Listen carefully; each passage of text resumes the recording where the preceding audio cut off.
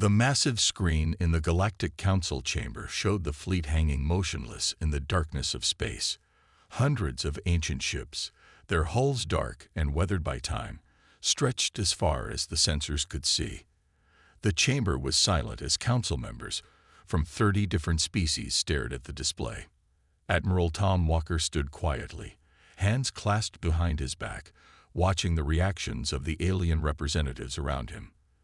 The human admiral had seen many strange things during his years of space exploration, but this discovery made his heart beat faster. There was something about those ships that called to him. Speaker Prism of the architects floated forward, their crystalline body catching the light and sending rainbow patterns across the chamber walls. These vessels are approximately 50,000 years old, they announced, their translated voice filled with dismissal.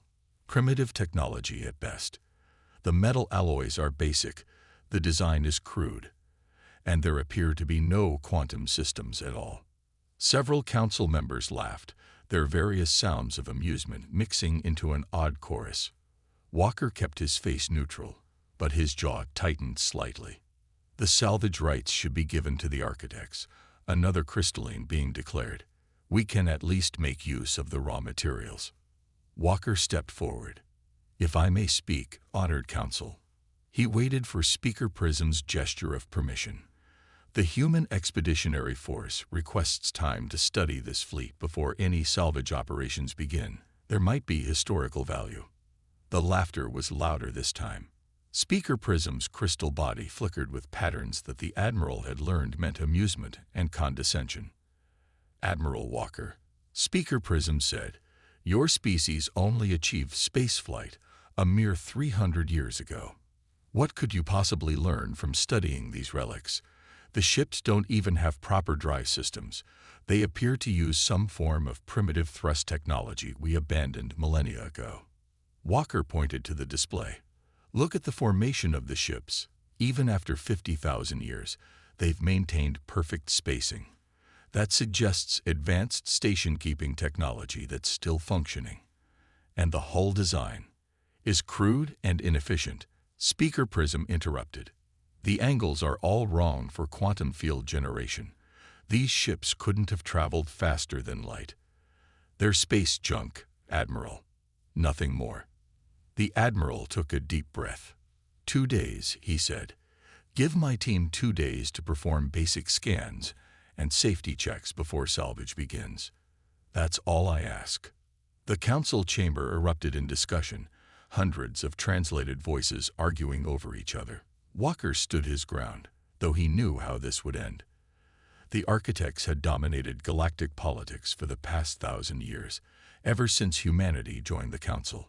Their technological superiority was the foundation of their power, and they never missed a chance to remind younger species of their place. Speaker Prism raised their crystalline arms, silencing the chamber. Very well, Admiral. You may have 1 day, 24 of your Earth hours, to satisfy your curiosity. But the salvage rights remain with the architects. Walker bowed slightly. Thank you, Speaker. As he turned to leave the chamber, he heard the laughter and dismissive comments continue behind him. Let them laugh, he thought. There was something about those ships. He'd seen enough human engineering to recognize certain patterns, certain design choices that seemed oddly familiar. In the corridor outside, his communicator beeped. Admiral, a voice said, Engineer Miller here. Sir, you need to see this. We've managed to get some detailed scans of the closest ship's hull. What did you find, Kate? There was excitement in her voice. Sir, the metal isn't crude at all.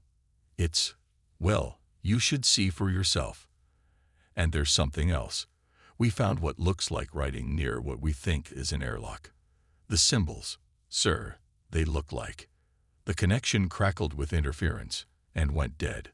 Walker quickened his pace. Behind him, the council chamber continued to fill with laughter, but he wasn't listening anymore. His gut told him they were about to discover something that would change everything. And if there was one thing humans had learned in their centuries among the stars, it was that sometimes the most advanced technology didn't look advanced at all. The ancient fleet waited in the darkness, its secrets still intact after 50,000 years. And somewhere deep in the Admiral's mind, a voice whispered that humanity might not be quite as young a species as everyone thought. Kate Miller floated through the dark corridor of the ancient ship, her headlamp cutting through 50,000 years of silence. Her suit's magnetic boots clicked softly against the metal floor with each step. Behind her, two architect observers followed, their crystalline bodies glowing faintly in the darkness. "This is a waste of time," one of them said, the translation coming through her helmet speakers. "We should be breaking these ships down for materials, not wandering through them like tourists." Kate ignored them. She'd been an engineer for 15 years, and something about this ship's design kept nagging at her mind. The way the corridors curved, the spacing of the support beams, the arrangement of what looked like power conduits, it all felt familiar somehow. Her scanner beeped as she approached what appeared to be a control panel. The metal surface was dark with age, but as she wiped away the dust, she noticed something that made her heart skip a beat. "That's impossible," she whispered. The panel's layout was almost identical to the emergency systems on Earth's first colony ships. The same triangular warning symbols, the same logical grouping of controls. It couldn't be a coincidence. "Admiral Walker," she called into her comm. "Sir, you need to see this." Static answered her. The ship's hull was probably interfering with communications. She took pictures with her suit's camera and continued down the corridor. The architects behind her were getting impatient. "Engineer Miller, you have already wasted 6 hours. The Council granted you humans 1 day, and we intend to begin salvage operations on schedule." "Look at this," Kate said, pointing to a series of markings on the wall. "These aren't random patterns from age. They're maintenance codes, just like we use on our ships. See how they're placed at regular intervals. They mark access points to the ship's systems." The architect's crystals flickered with amusement. "You're seeing patterns where none exist. This is primitive technology, nothing more." Kate reached out and pressed her hand against one of the markings. For a moment, nothing happened. Then, with a soft hum that she felt more than heard, lines of light began spreading from her touch, running along the walls like glowing veins. The architects moved back in surprise. "What did you do?" "I didn't do anything," Kate said, watching in amazement as more systems started coming online. The ship recognized the pressure pattern. "It's the same emergency activation sequence we use. 5 points of contact in a specific order." Her voice trailed off as a hologram flickered to life in front of them. It showed the ship's deck layout, but what caught her attention were the numbers scrolling along the edges of the display. "This can't be right," one of the architects said. "These readings suggest the hull is made of self-repairing metamaterials, but that's far beyond what should have been possible 50,000 years ago." Kate was barely listening. She was staring at the measurement system the ship used. Meters, kilometers, exactly like modern human measurements. And the numbers, they were using base 10 mathematics, just like humans did. Every other species they'd encountered used different number systems. The architects themselves used base 16. "We need to call Admiral Walker now," she said, her voice urgent. "I think I know why this technology looks familiar. It's not because it's primitive. It's because..." A deep vibration ran through the ship, cutting her off. Around them, more systems were coming online, responding to her activation of the emergency protocols. The architects' crystalline bodies vibrated in harmony with the ship's awakening systems. "What's happening?" one of them demanded. Kate watched as more displays lit up around them, showing text in a language that made her brain itch with recognition. It wasn't any modern human language, but something older, much older. Something that had once been spoken on Earth, long before written history. "It's not possible," she whispered, but the evidence was right in front of her. "These ships, they're ours. Humanity built them." The ship's systems continued to wake up around them, like a giant stirring from a 50,000-year sleep. And somewhere in the darkness ahead, Something was waiting to show them just how wrong everyone had been about primitive technology. Admiral Walker ran through the docking tube connecting his ship to the ancient vessel, followed by a team of human engineers and a group of angry architect officials. The emergency lights cast long shadows as they moved. Who authorized activation of these systems? The lead architect demanded, their crystal body flashing red with anger. This is a direct violation of salvage protocols. Before Walker could answer, Kate's voice came through the ship's newly activated communication system. Admiral, you need to see this. We're in what looks like the main control room. The group rushed through corridors that were now humming with power.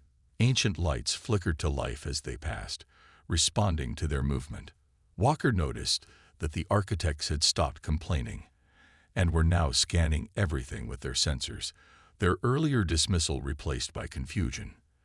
They found Kate standing in front of a massive circular display. The room around them was coming alive, holographic screens appearing in the air, showing streams of data in that same ancient script she'd discovered earlier. It's base 10 mathematics, Walker said, staring at the numbers flowing across the screens. Just like we use. Impossible, one of the architects said. No species except humans developed base 10 independently, and these ships are 50,000 years old. Your species barely had agriculture then. A deep rumble shook the ship. Throughout the ancient fleet, more vessels were awakening, responding to the activation of the command ship. Through the viewport, Walker could see lights coming on across the massive armada. The operating system, Kate said, her fingers flying over what they now recognized as a control panel. It's not alien at all. Look at the logic, the way it processes commands. It's exactly like our earliest computer systems, just more advanced. Another tremor ran through the ship. Warning symbols appeared on the screens, symbols that every human in the room instantly recognized. They were the same emergency warnings used on modern human ships, just slightly different, like seeing your own handwriting from years ago. The defensive systems are activating, an architect announced, their voice rising with alarm. These ships, they're not as primitive as we thought. These readings, this is impossible. Walker stepped forward, placing his hand on the main control panel. To everyone's shock, the system responded immediately to his touch, accepting his authority as if it had been waiting for him. Not impossible, he said quietly. We've been looking at this all wrong. We thought this technology was primitive because it didn't match modern designs. But what if it's not primitive at all? What if it's so advanced it only looks simple? On the screens above them, more ancient text appeared. Kate gasped as she recognized some of the characters. Sir, this is Sanskrit, an ancient human language. These ships, they weren't built by aliens. They were built by us, by humans, 50,000 years ago. The architects' crystalline bodies vibrated with shock. That cannot be. Your species is a lot older than anyone thought. Walker finished, including us. Suddenly, every screen in the control room lit up with a warning. Through the viewports, they could see the entire fleet powering up, thousands of ships awakening from their long sleep. What had seemed like rust and decay was actually transforming, the hull materials shifting and repairing themselves. Those aren't primitive thrusters, Kate said, reading the data streaming across her screen. They're, oh my God, they're space-folding drives. The ships look simple because all the advanced technology is hidden inside the structure itself. It's like they were disguised on purpose. The lead architect's crystal body had turned pale. Why would anyone hide such advanced technology inside seemingly primitive ships? Before anyone could answer, a new message appeared on the main screen. The text was in ancient Sanskrit, but the meaning was clear to everyone. 3D protocol activated. Void Singior presence. DETCTED 8 GALXY Edge. Awakening Defense Elite. Walker looked at the architects, who were no longer laughing at the primitive human ships. I think, he said grimly, We're about to find out exactly why our ancestors built this fleet and why they wanted everyone to underestimate it. Dr. James Reed's hands shook as he examined the ancient data crystals, the ship's archives, hidden behind walls that had seemed solid until they simply melted away, were vast. Rows upon rows of storage units lined the walls, each containing thousands of years of history that nobody knew existed. "This changes everything we know about human history," he said to Admiral Walker, who stood watching as the archaeology team worked. "Everything we thought we knew about our past, it was all wrong." The architects had finally stopped dismissing the discoveries. Now they hovered anxiously, their crystalline bodies dimmed with what humans had learned to recognize as fear. The ship's warning about the Void Singers had sent waves of panic through the Galactic Council. Kate Miller worked at a console nearby, carefully connecting their modern equipment to the ancient systems. "The data format is incredibly advanced," she said, "but the basic logic is human. It's like reading a book written in your handwriting, but from a past life you didn't know about." A hologram flickered to life in the center of the archive chamber. It showed Earth, but not the Earth they knew. The continents were slightly different, shifted into positions from 50,000 years ago. And rising from that ancient Earth were cities that put their modern ones to shame. "They were more advanced than we are now," Walker said quietly. "Way more advanced. And something made them hide all of this technology in ships that looked primitive." The hologram changed, showing scenes from the ancient civilization. Humans walking among buildings that seemed to defy gravity. Ships rising into space on drives that bent reality itself. And then, darkness spreading across the galaxy. "I've got something," Kate called out. "A personal log, I think. The translation program is working on it now." The air filled with words in modern English, translated from the ancient Sanskrit text. Final log entry: Fleet Admiral Marcus Thomas. "The Void Singers are coming. We've bought as much time as we can, but our calculations show they'll return in approximately 50,000 years. We can't stop them completely. They're too powerful, too vast. But we can prepare. This fleet represents everything we've learned about fighting them. The ships look primitive because that's exactly what we wanted. The Void Singers detect and destroy advanced technology first. Our greatest weapons are hidden inside simple shells, waiting for the right moment. To our descendants, if you're reading this, we had to go into hiding, had to let our civilization fall, let humanity start over. The Void Singers would have found us otherwise. They don't just destroy worlds. They consume entire species, entire histories. Everything we were would have been lost. But we left you these ships, left you the weapons and technology you'll need. We hid them in plain sight, knowing that someday humanity would reach the stars again. Knowing that when the time came, you would find them. The fleet's systems will recognize human DNA. They'll respond to your commands when you're ready. All the knowledge we had, all our advances, they're yours now. Use them well. The Void Singers are coming, and this time, humanity needs to be ready." The message ended, leaving the chamber in silence.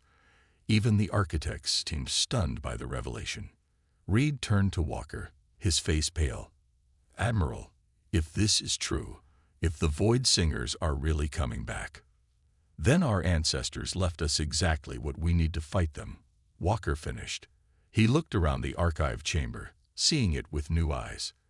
They sacrificed everything they had built, everything they were, just to give us a chance. Kate's console beeped. "Sir, more systems are coming online." The ships, they're not just a fleet. According to these readings, they're pieces of something bigger, something that can only be activated when all the ships work together. Walker nodded grimly. "Then we'd better figure out how to make them work together fast. Because if that warning message was right, the Void Singers are already on their way." Outside the archive chamber, throughout the massive fleet, more systems were awakening. Humanity's inheritance was stirring to life, preparing for a war that had been 50,000 years in the making. And this time, No one was laughing at the primitive-looking ships anymore. The command ship's main hall had been transformed into an emergency briefing room. Representatives from every council species sat in stunned silence as they watched the ancient recordings play out before them. Admiral Walker stood at the front, beside a hologram showing the approaching threat.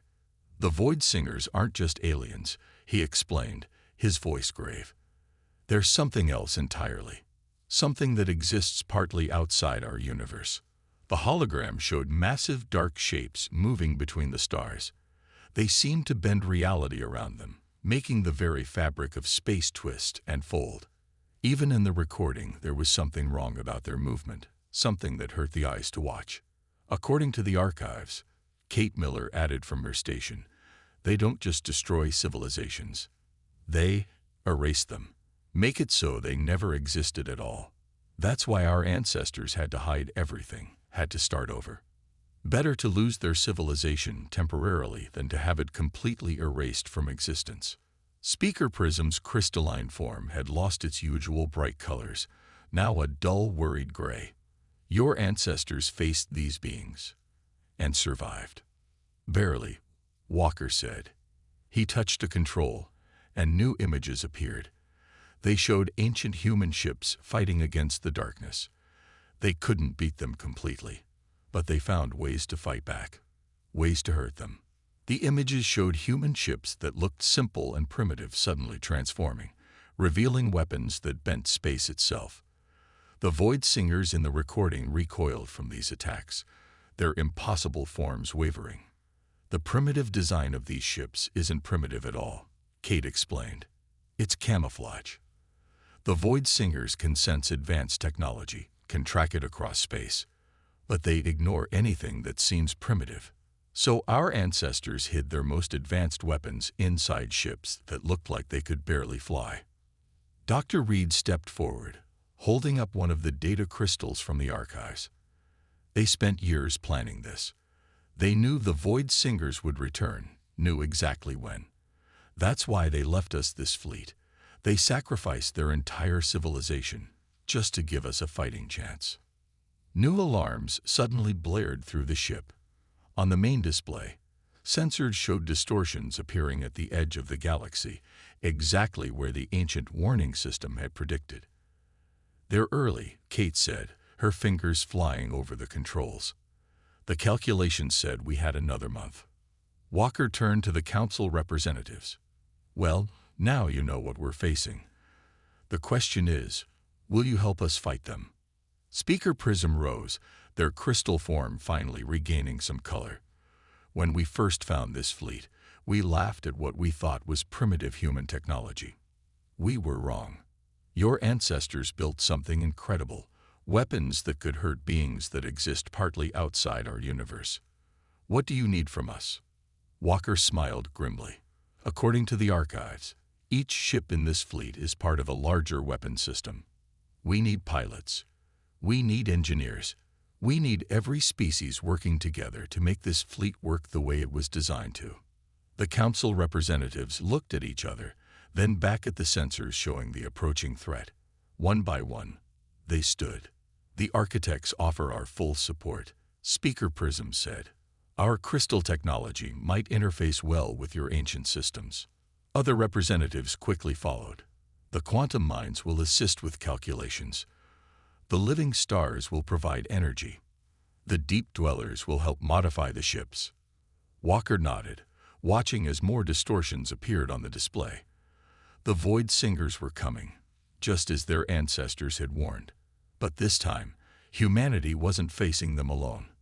This time, they had the weapons their ancestors had prepared, and allies who no longer laughed at primitive human technology. "All right," he said, turning to Kate. "Start waking up the rest of the fleet. It's time to show the Void Singers why they should have finished the job 50,000 years ago." Throughout the ancient fleet, more systems came online. Hidden weapons stirred to life. The trap 50,000 years in the making was finally ready to be sprung. The real question was, would it be enough? The fleet was transforming. What had looked like rust and decay now flowed like liquid metal, revealing the true nature of the ship's hulls. The architects' crystals pulsed with amazement as they helped connect their technology to the ancient systems. The metal isn't corroded at all, Kate Miller explained, watching the transformation through the command ship's viewport. It's a kind of programmable matter. Those aren't battle scars. They're camouflage patterns. Admiral Walker stood at the main control console, where Speaker Prism was interfacing their crystalline technology with the ship's systems. Our ancestors hid their most advanced technology inside what looked like primitive designs, he said. And now we're about to see what these ships can really do. The first wave of Void Singers was visible now, even without sensors. They appeared as massive tears in space itself, areas where reality seemed to bend and break. Normal matter simply ceased to exist where they passed. Main weapons coming online, Kate announced. What had appeared to be simple metal tubes along the ship's hulls were opening, revealing technology that made even the architect's sensors struggle to understand what they were seeing. These aren't just weapons, Speaker Prism said, their crystal form vibrating with excitement. They're reality anchors. They can force the Void Singers to fully enter our universe, make them fight on our terms. The ancient data crystals were revealing more of their secrets now. Holographic displays showed the true nature of the fleet's design. Each ship wasn't just a separate vessel. They were all parts of a massive weapon system, designed to work together in ways that defied normal physics. "Look at this," Dr. Reed called out, pointing to new data streaming across his screen. "The ships don't just fight together, they can combine. Those docking clamps aren't for repairs. They're connection points for something bigger." As if responding to his words, the fleet began to move. Ships that had seemed randomly scattered were shifting into precise positions. The primitive engines were revealed to be space-folding drives, allowing the vessels to move in ways that should have been impossible.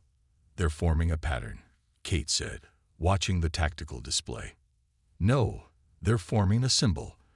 The same kind of symbols we found in the ancient Sanskrit texts." Walker understood now. It's not just a fleet. It's a key made of ships, designed to unlock something our ancestors left for us. The Void Singers were closer now, their impossible forms twisted through space, heading straight for the fleet. But no one was afraid anymore. The last pieces were falling into place, the true purpose of the fleet finally revealing itself. "Energy readings are off the scale," an architect-engineer reported. "The ships aren't just combining their power, they're multiplying it, creating some kind of cascade effect." What had looked like simple metal plates on the ship's hulls were peeling away, revealing layers of technology beneath. Quantum processors that made modern computers look like children's toys, power systems that drew energy from space itself, weapons that could tear holes in reality, just like the Void Singers did. "All ships report ready," Kate announced. The fleet had arranged itself into a massive geometric pattern, each ship precisely positioned. "Whatever this is supposed to do, we're about to find out." Walker placed his hand on the main control panel. Around him, representatives from every council species watched in anticipation. The Void Singers were almost in range, their dark forms distorting space around them. "Our ancestors knew this day would come," Walker said quietly. "They spent their last years building this fleet, hiding it where we'd find it when we needed it. They gave up everything they had just to give us this chance." He looked at the approaching enemy, then at the transformed fleet that surrounded them. What had seemed primitive was now revealed as the most advanced technology any of them had ever seen. The trap 50,000 years in the making was ready. "All ships," he ordered, "activate legacy weapons." The fleet began to glow with impossible energies. The final battle was about to begin, and the Void Singers were about to learn why they should have looked more carefully at those primitive ships. Reality bent and twisted as the Void Singers charged toward the waiting fleet. The massive geometric pattern formed by the ancient ships glowed with power that defied the laws of physics. No one was laughing at the primitive human technology now. "All ships report ready," Kate Miller announced from her station. "Power levels are beyond anything our sensors can measure." Admiral Walker stood at the command center, surrounded by representatives from every council species. The architect's crystals pulsed in harmony with the fleet's energy signature. The living stars provided power through channels that looked like simple power cables, but actually tapped into the energy of distant suns. The quantum minds processed calculations through systems disguised as basic computers. They're in range, Speaker Prism reported, their crystal form vibrating with tension. Walker took a deep breath. Activate the primary system. The fleet responded instantly. What had seemed like decorative patterns on the ship's hulls now revealed their true purpose. They were parts of a massive symbol, a key written in ships instead of ink. As the pattern completed itself, space itself seemed to hold its breath. The Void Singers struck first. Reality-destroying energy lashed out at the fleet, but instead of hitting the ships, it was caught and redirected by fields that appeared to come from nowhere. The rust on the hulls transformed, becoming living metal that adapted to each attack.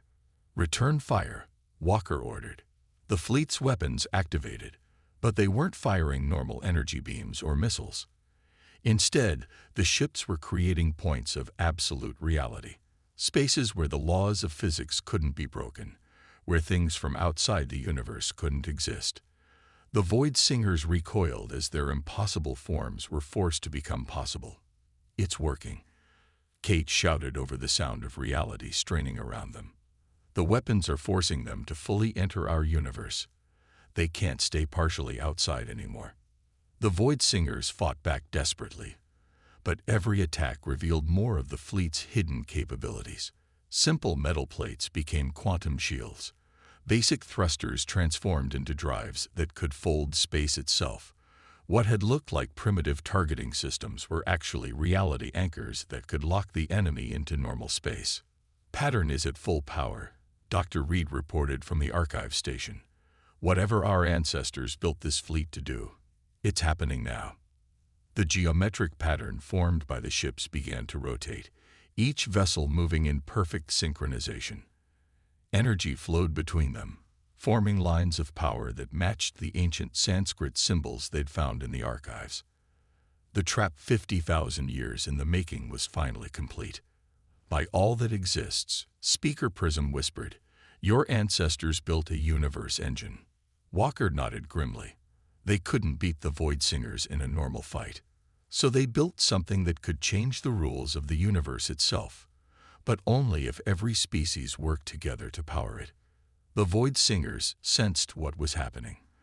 They tried to retreat, to slip back into the spaces between reality. But the fleet's pattern held them in place, forcing them to remain in normal space. All species, Walker called out, full power. Every council race contributed their unique abilities. The architect's crystals channeled impossible amounts of energy. The living stars poured in the power of suns. The quantum minds processed reality-bending calculations, and at the center of it all, human DNA-activated systems that had waited 50,000 years for this moment. The universe shifted. When it was over, the Void Singers were gone, not destroyed, but locked away in a space between spaces, trapped in a prison built from reality itself. The fleet's primitive design had hidden the most advanced technology ever created, a way to rewrite the laws of physics just enough to create a permanent solution. As the energy faded and the ships began to power down, Walker looked at the assembled council species. No one was laughing anymore. Instead, they stared in awe at what humanity's ancestors had achieved.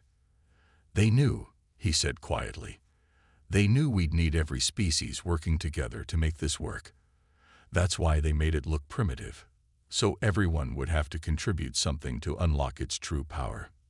Speaker Prism's crystal form glowed with newfound respect. We thought we were teaching humanity about advanced technology, but all this time, your ancestors were teaching us about working together. The ancient fleet hung silently in space, its true power revealed at last.